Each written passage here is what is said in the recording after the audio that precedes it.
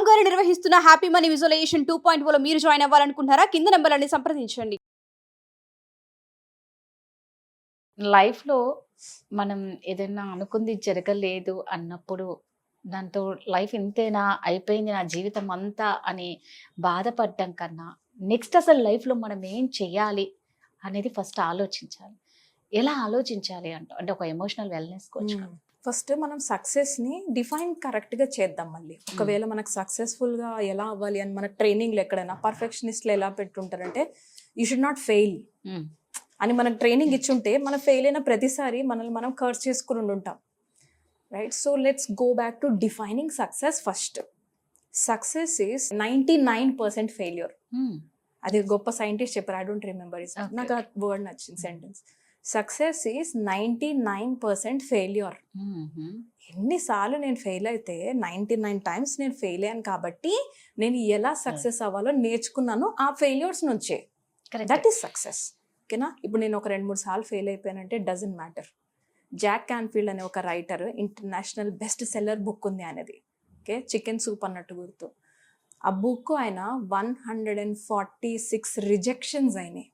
Publications దగ్గర వెళ్ళి request చేసి నా బుక్ మీరు పబ్లిష్ చేయండి, మీరు పబ్లిష్ చేయండి, మీరు పబ్లిష్ చేయండి.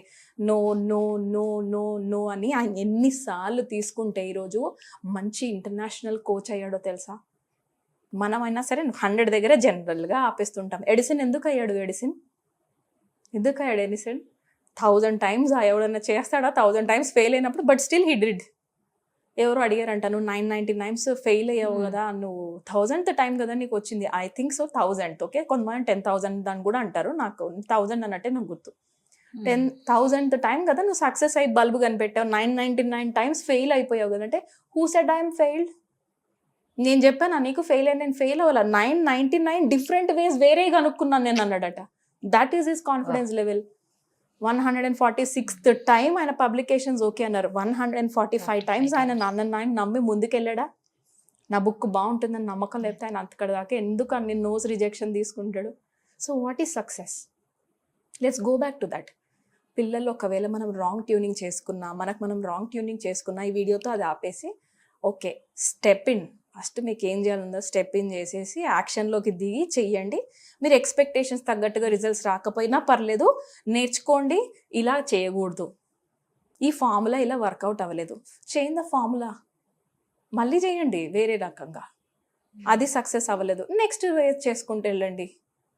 రైట్, మన 99 టైమ్స్ ఫెయిల్ నిజంగా అవ్వక్కర్లేదు. 3rd 4th టైంకి మనకున్న ఇంటెలిజెన్స్ లెవెల్స్కి మనం రైట్ ఫార్ములాకి రీచ్ అయిపోతాం. డోంట్ ఫీల్ సో హార్డ్, ఇంత కష్టం అని కూడా ఏం లేదు. రైట్, సో ఇప్పుడు సక్సెస్కి మీనింగ్ తెలిసిపోయింది కదా. నెక్స్ట్ మనకు నో పెయిన్ నో గెయిన్ అన్నది కొంచెం ఎఫర్మేషన్ ఎక్కడన్నా రాసుకొని పెట్టుకోవాలి. నేను కష్టే పడకుండా నాకు రిజల్ట్స్ రావాలి అనుకోవడం కూడా తప్పు. కొంచెం పెయిన్ తీసుకోవాల్సి ఉంటుంది. అలానే కంపల్సరీ నేను పెయిన్ తీసుకుంటేనే నాకు సక్సెస్ వస్తుందని కంపల్సరీ ఏం లేదు. బట్ జనరల్గా ఒక స్టోరీ చెప్తాను. ఒక బాబు ఏం చేస్తాడంటే, వాళ్ళ ఇంట్లో పెంచుతూ ఉంటుంది అన్నమాట వాళ్ళ అమ్మ పువ్వులు. ఆ పువ్వులు అది చిన్న మొక్కల ప్లేస్. అక్కడ వాడికి ఒక ఫ్రూట్ బాగా నచ్చుతుంటుంది. ఆ ఫ్రూట్ తీసుకొని తిందామని ట్రై చేసిన ప్రతిసారి ఒక ముళ్ళులు ఉంటాయి ఆ చెట్టుకి, ఆ ముళ్ళు గుచ్చుకుంటుంది వాడికి.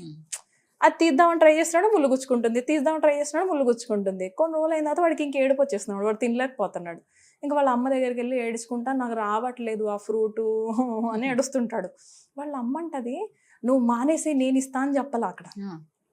వాళ్ళ అమ్మ ఏమనిందంటే, నువ్వు పెయిన్ లేకుండా నువ్వు కొంచెం కూడా నీకు ఆ ఫ్రూట్ రాదు కన్నా, సో నువ్వేం చేయంటే లెఫ్ట్ హ్యాండ్ ఉంటుంది కదా, లెఫ్ట్ హ్యాండ్తో కొంచెం ఇలా కదిపి ఈ ఫ్రూట్ని తీసుకుంటే నువ్వు కొంచెం తగిలినా ఓవర్గా లోపలికి వెళ్ళకుండా నువ్వు ఈ స్కిల్ నేర్చుకోవాలి, నీకు అది రావాలి అని అంటే అని వీళ్ళ అమ్మ పక్కన నేర్పిస్తే ఆ బాబు నెక్స్ట్ టైం నుంచి ఆ ఫ్రూట్ తీసుకోవడం నేర్చుకుంటాడు.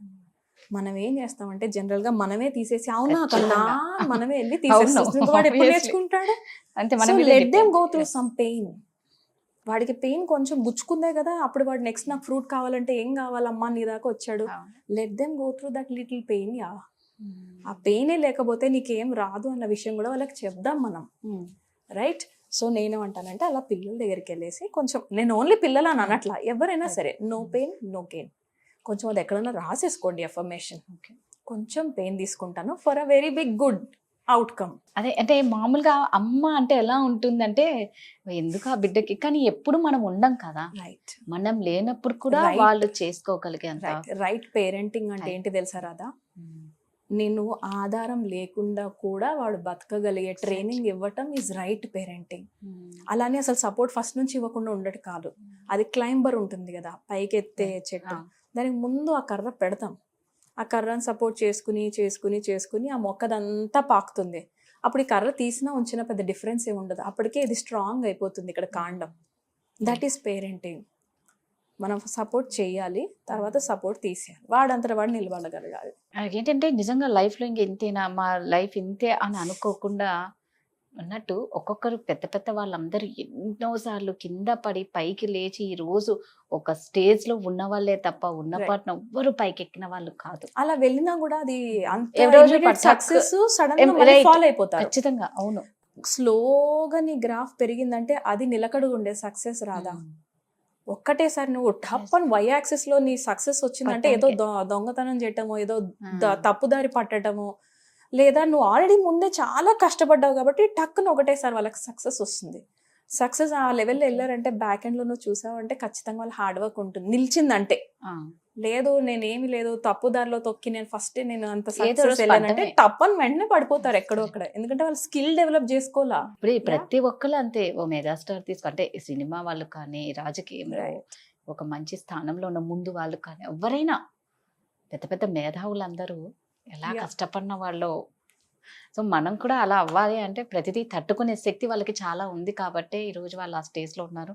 మనం కూడా అలాగే తట్టుకునే శక్తితో కొంచెం పెయిన్ మంచిదే, మరక మంచిదే, కొంచెం మరక మంచిదే, కొంచెం పెయిన్ మంచిదే సక్సెస్ కి. Yeah. అంతే, మరక మంచిదే లాగా పెయిన్ ఖచ్చితంగా ఉంటుంది. ఆ పెయిన్ వస్తేనే నీకు సక్సెస్ అనేది కన్ఫర్మ్ అని. అది నీకు ఇస్తుంది టికెట్. నువ్వు సక్సెస్ అయ్యావని ఆ పెయిన్ ఇస్తుంది. దాన్ని తీసుకోక మధ్యలోనే వదిలేస్తే ఇక అయిపోయింది. Super, thank you.